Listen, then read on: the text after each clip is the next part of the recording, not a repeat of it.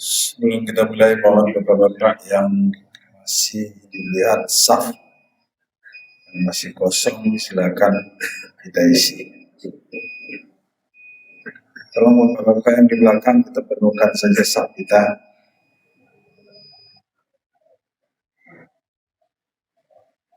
Silakan Pak, isi yang di depan saja Pak. Masih banyak kosongnya. Sunnahnya begitu bapak. Kita bukan kemauan kita ini. Kalau satu saf kalau tidak penuh, kemudian buat saf lagi. Kalau dalam sholat, malah satu pendapat menyatakan tidak sah yang di belakang.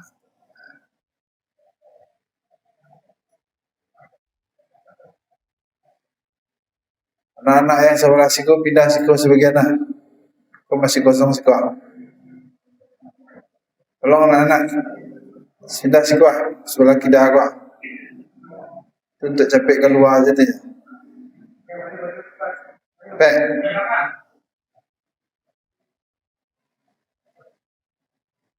Yang di belakang maju. Belakang.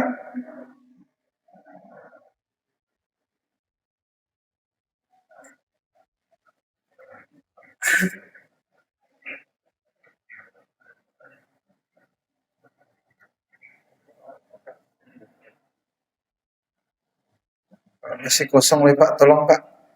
Tolong membuka Pak. Tolong Pak. Yalah.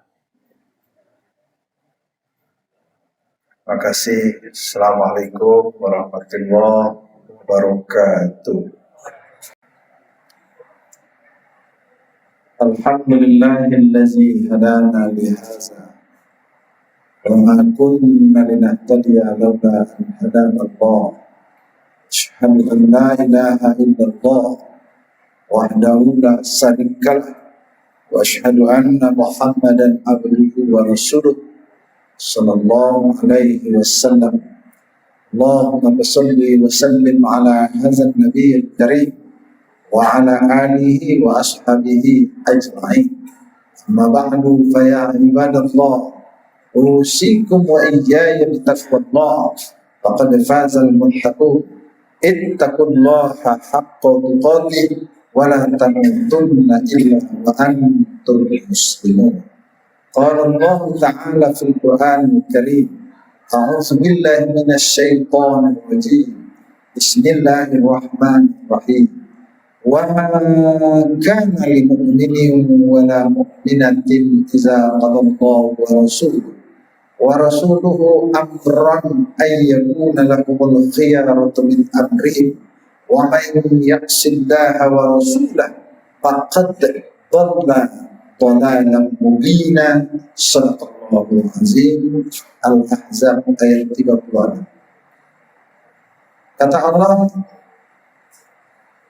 tidaklah dikatakan seorang laki-laki itu mukmin dan tidaklah dikatakan seorang perempuan itu mukmin. Siapa mereka? Apabila Allah dan Rasul telah menetapkan satu ketetapan, maka mereka tidak lagi bisa memilih menurut akal pemikiran mereka. Barang siapa yang mengingkari Allah dan Rasulnya, maka mereka itu sesat yang sesat-sesat. Sidang Jumat rahimahullah, ternyata ada manusia, satu sisi mereka beribadah kepada Allah, di sisi lain mereka mengingkari Allah. Ternyata ibadahnya tak mampu menghapuskan keingkaran yang ada pada diri mereka. Maka itu adalah bahagian dari orang-orang yang dikatakan sesat oleh Allah. Artinya, di sisi lain dia menyatakan seorang hamba Allah, tapi di sisi lain juga ternyata mereka mengingkari orang-orang yang mempercampur baurkan antara yang hak dengan yang batil, maka ibadahnya pun ditolak oleh Allah Subhanahu wa ta'ala.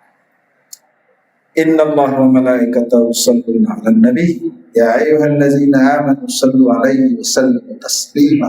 Allahumma shalli 'ala Muhammad wa 'ala ali Muhammad wa shallaita 'ala Ibrahim wa 'ala ali Ibrahim wa barik ala Muhammad wa ala ali Muhammad kama barakta ala Ibrahim wa ala ali Ibrahim fil alamin innaka Hamidum Majid. Allahumma ighfir lil muslimin wal muslimat wal mu'minin wal mu'minat al ahya'i minhum wal amwat.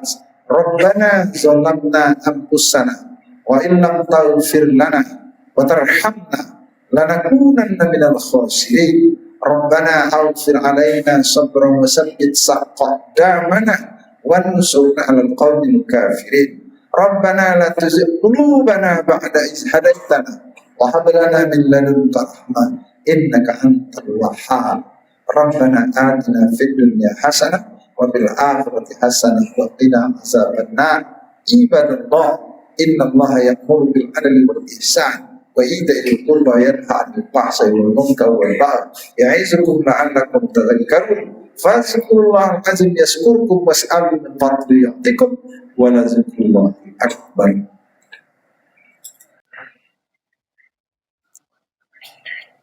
Alhamdulillah, alhamdulillahillazi anzala al-Qur'an hudan linnas wa bayyinatin minal huda wal furqan.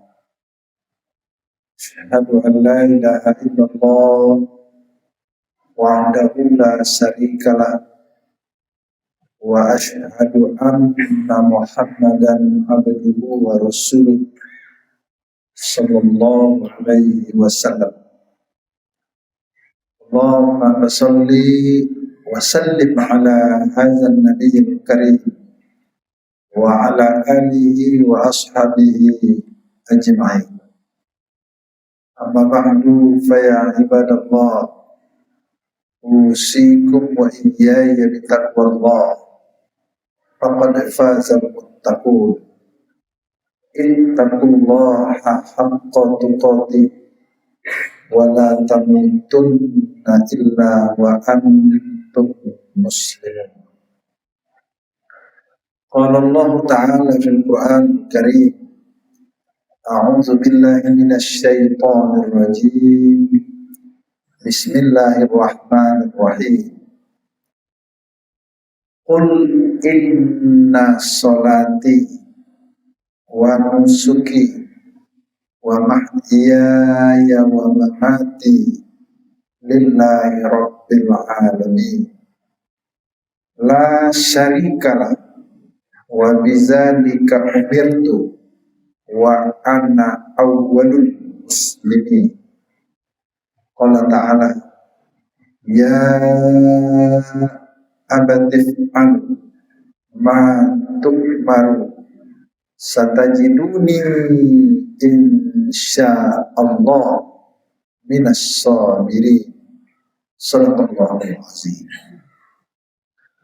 Aku berlindung kepada Allah jauh daripada tipu daya syaitan yang terkutuk dengan nama Allah yang Maha Pengasih, Maha Penyayang.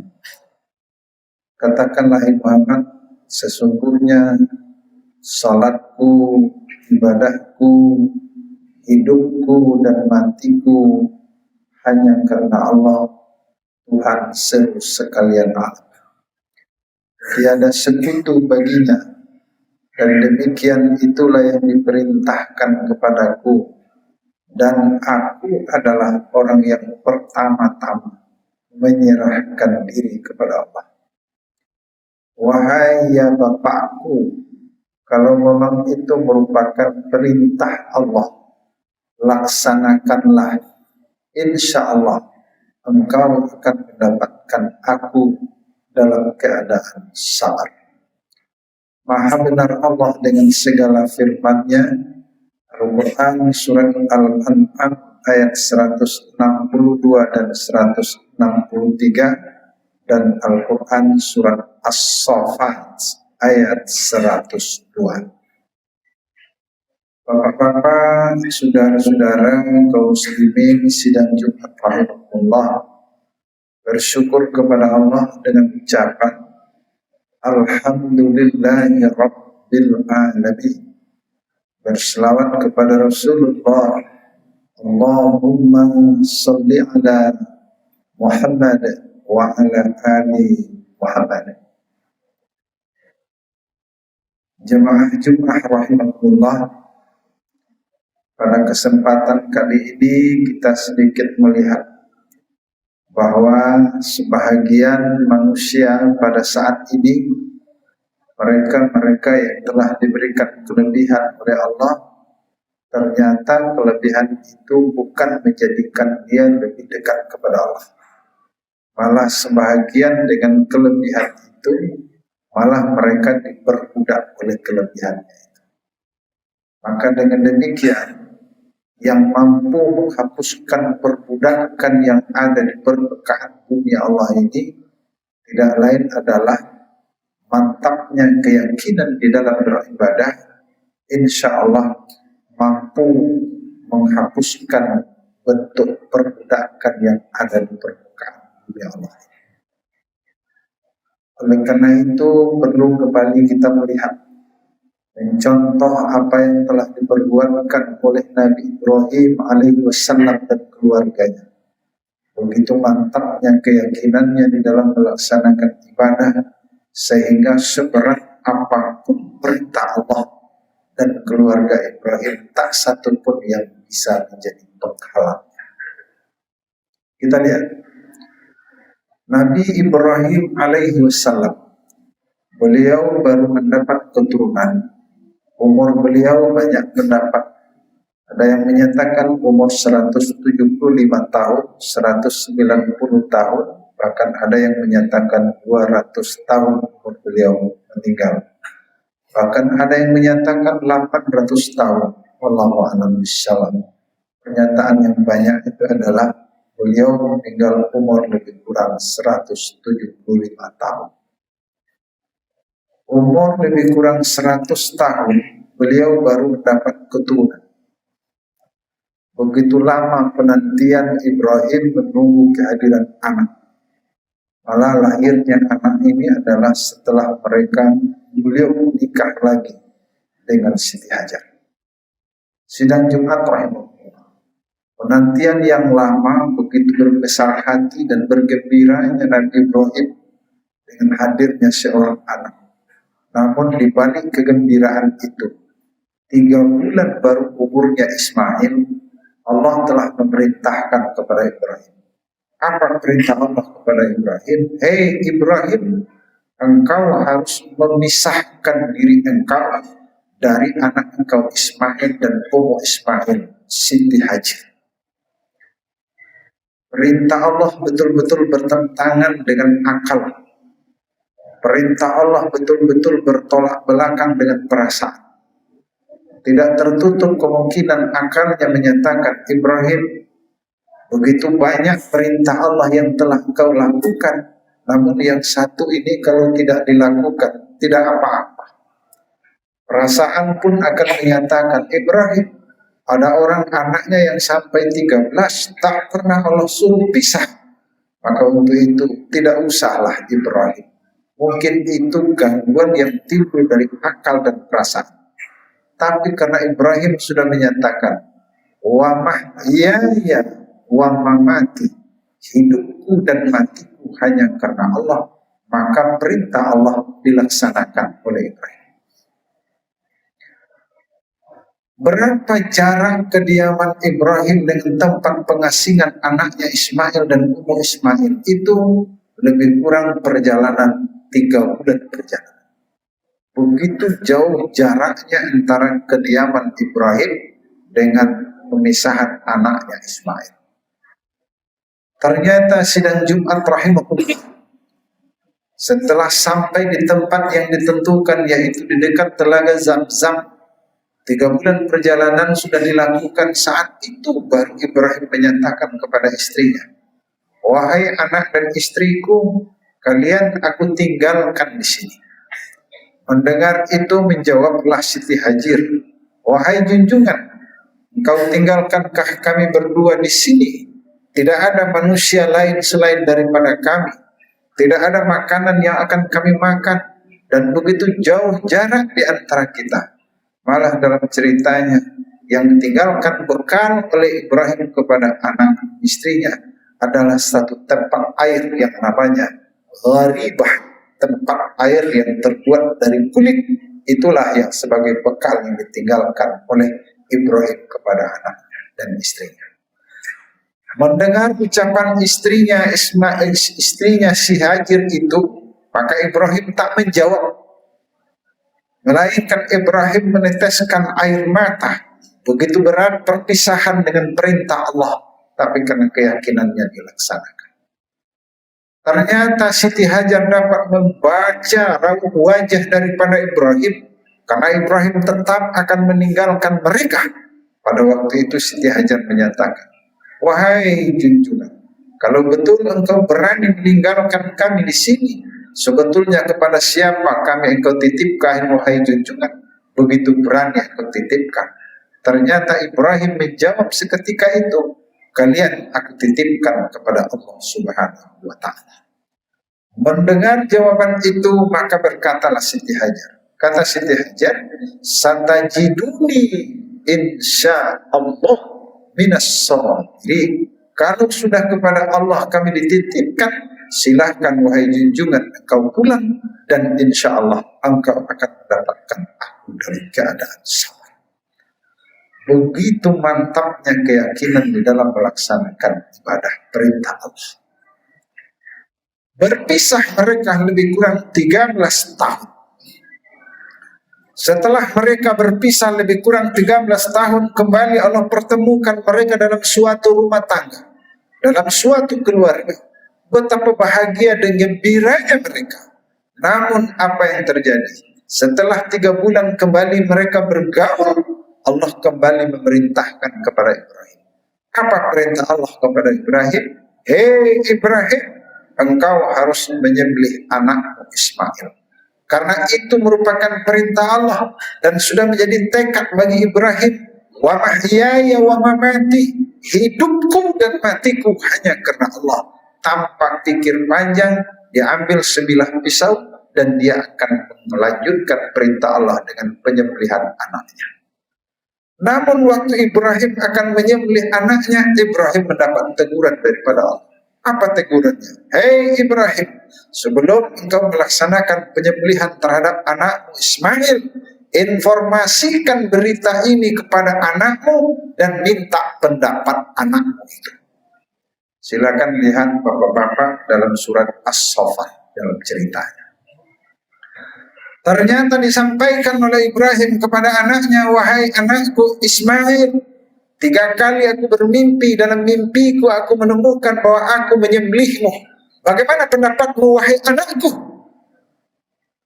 Sedangkan Abraham tanpa ragu-ragu Ismail menjawab, "Ya abati fa'al ma tu'mar, satajiduni insya Allah minas sabirin." Wahai ayahku, kalau memang itu merupakan perintah Allah, jangan ayah ragu, laksanakanlah, insya Allah ayah akan mendapatkan aku dalam keadaan sabar. Begitu mantapnya keyakinan Ibrahim alaihissalam dan keluarganya di dalam melaksanakan perintah Allah. Sidang Jumat rahimahullah. Dan itu pula yang akan mengalahkan perbudakan yang ada di permukaan bumi. Maka sekarang kita dihadapkan oleh bermacam tantangan dengan bermacam persoalan. Andaikan manusia-manusia mencontoh kepada Ibrahim alaihissalam dan keluarganya, kita yakin kita tidak akan mampu melakukan apa yang diinginkan oleh kemauan dan perasaan kita. Sidang Jumat rahimahullah. Kita lihat. Andaikan kita sebagai seorang yang profesional dalam menuliskan data dan angka, kata keyakinan, tuliskan sesuai dengan apa yang telah engkau temukan. Tuliskan, jangan sampai ada pergeseran dan pertukaran angka. Maka itulah kebenaran yang sebenarnya. Namun kadang-kadang pada saat itu akal menyatakan, apa kata akal? Kalau engkau tidak tukar itu tulisan, engkau tidak tukar itu angka, tidak akan merubah nasib kamu, tidak akan merubah kekuatan kamu. Oleh karena itu, rubahlah menurut kemauanmu, Tidak ada orang yang akan lain yang akan tahu. Dan selanjutnya mungkin perasaan akan menyatakan kesempatan itu tidak ada duanya. Maka sekarang saatnya untuk melakukan itu. Maka dengan demikian tidak akan pikir panjang. Maka dia akan melakukan apa yang dia lakukan. Maka terjadilah sidang Jumat rahimahullah. Keyakinan mereka dikalahkan oleh perasaan. Keyakinan mereka dikalahkan oleh akal mereka. Maka mereka berbuat sesuai dengan kemauannya. Dengan arti kata hancurnya keyakinan oleh apa yang telah diberikan oleh Allah kepada mereka. Tapi kalau orang-orang yang menyatakan mencontoh sehebat apapun persoalan yang mereka tantang, maka dia akan tetap menyatakan satajiduni insya Allah minas sabirin. Mereka tidak akan sanggup berbuat. Sidang Jumat. Namun persoalan pada saat sekarang ini hancurnya suatu negeri bukan hanya disebabkan oleh banyaknya orang-orang jahat, banyaknya orang-orang yang nakal, tapi sebahagian besar hancurnya suatu negeri itu adalah disebabkan oleh banyaknya orang-orang dinyatakan baik tapi mereka tak mampu melakukan kebaikan. Banyaknya orang-orang yang melakukan yang dia katakan orang-orang yang benar tapi mereka mengkhianati kebenaran itu. Itulah sebab di antara hancurnya suatu negeri. Orang menganggap dia adalah orang-orang baik, orang menganggap dia orang-orang saleh. Keyakinan yang diberikan kepada orang itu, namun mereka memanfaatkan kepada yang tidak benar sesuai dengan keinginan dan kemauan. Kalau ini terjadi, tunggu saja kehancuran negeri itu akan datang. Malah kata Rasulullah SAW, hancurnya suatu negeri itu adalah apabila mencuri orang-orang besarnya, para pemuka-pemukanya, mereka itu didiamkan jika perlu dilindungi, dan bila mencuri orang-orang lemah, mereka dihukum dan mereka disidangkan. Ini pertanda kehancuran itu sudah datang. Sidang Jumat rahimahullah. Andaikan mereka sebagai seorang pedagang, di hadapannya terbentang keuntungan yang besar, dia tahu keuntungan ini akan merugikan orang, mensengsarakan orang banyak, merugikan negara, tapi keyakinannya menyatakan bahwa ini adalah perbuatan salah, mereka tidak akan melanjutkan perdagangan mereka. Namun kadangkala keyakinan mereka dikalahkan oleh akal mereka, bahwa akalnya menyatakan kesempatan itu tidak ada duanya. Sekarang saatnya untuk mampu berbuat dan melakukan, dan jangan usah kita pikirkan orang lain, yang jelas bagaimana kita akan mendapat, biar orang itu menurut kemauan mereka. Inilah bahagian dari kehancuran suatu negeri. Sidang Jumat rahimahullah. Mungkin dia sebagai seorang pejabat, seorang yang pejabat yang menyatakan amanah, akan menyatakan jabatan adalah amanah rakyat, jabatan adalah amanah Allah, dia akan berbuat sesuai dengan amanah. Tapi kalau amanahnya sudah dikalahkan oleh akal, dia akan menyatakan jabatan adalah untuk memperkaya diri, jabatan adalah untuk bisa berbuat menurut kemauan kita, maka dia akan berbuat sesuai dengan keinginannya. Karena amanah yang telah diberikan kepada mereka dihancurkan oleh pengetahuan mereka dan dihancurkan oleh perasaan. Sidang Jumat rahimahullah, yang sebetulnya orang-orang pintar itu, kalau dia baik, itulah orang-orang yang baik. Tapi yang banyak adalah orang-orang yang pintar, tapi mereka tidak jujur. Kalau orang pintar jujur, itulah yang dicari. Tapi yang susah sekarang adalah mencari orang pintar lagi jujur. Yang banyak itu adalah orang-orang yang pintar, tapi mereka tidak jujur. Mereka hanya berparu patokan kepada apa yang mereka keinginkan. Kalau terjadi yang seperti itu, maka tunggu saja kehancuran suatu negeri itu akan datang. Sidang Jumat rahimahullah. Oleh karena itu, marilah kita perkokoh pengetahuan kita untuk meningkatkan keyakinan. Dengan keyakinan kita berbuat insya Allah. Malah dalam bentuk ibadah pun Allah katakan, wala taqfu ma laisa laka bihi. Jangan kamu perbuat, Jangan kamu kerjakan apa-apa yang kamu tidak punya ilmu di dalamnya. Karena seseorang yang berilmu, yang beribadah tanpa ilmu, itu namanya ibadah yang ikut-ikutan. Orang begitu, dia begitu pula. Dalam agama disebut taklid. Orang-orang yang taklid di dalam beribadah, hukumnya adalah haram. Bukan hanya mereka tidak mendapatkan pahala, melainkan mereka sudah berbuat pun menjadikan mereka akan mendapatkan dosa. Sidang Jumat rahimahullah. Mudah-mudahan amal yang kita lakukan akan mampu menghapuskan segala perbudakan yang ada di permukaan bumi. Ternyata amal kita tak mampu menghapuskan perbudakan, tak mampu mencegah perbuatan keji dan mungkar. Artinya amal ibadah kita pun ditolak oleh Allah Subhanahu wa Ta'ala. Camkan fakta dunia belum besar la'annakum turhamun.